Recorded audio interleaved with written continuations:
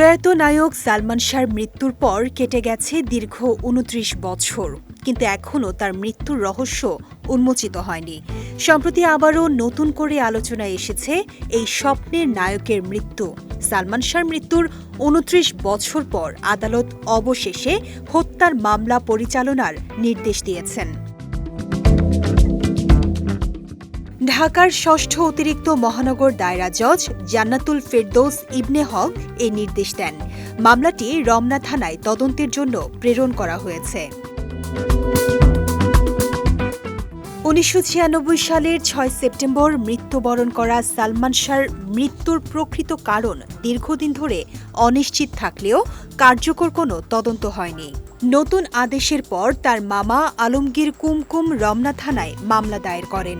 মামলায় সাবেক স্ত্রী সামিরা হক, খল অভিনেতা ডন হক সহ মোট ১১ জনকে আসামি করা হয়েছে। সালমানের পরিবার বরাবরই দাবি করেছেন নায়ককে পরিকল্পিতভাবে হত্যা করা হয়েছে।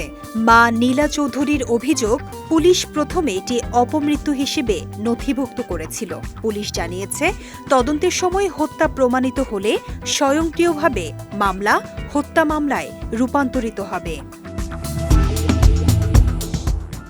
সালমান শাহর স্ত্রী সামিরা বরাবরই মৃত্যুকে আত্মহত্যা হিসেবে দাবি করেছেন। তিনি এক সাক্ষাৎকারে জানিয়েছেন, সালমান মানসিকভাবে সুইসাইডাল ছিলেন এবং এর আগে ৩ বার আত্মহত্যার চেষ্টা করেছিলেন।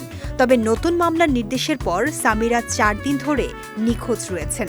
তার ফোনও বন্ধ পাওয়া যাচ্ছে।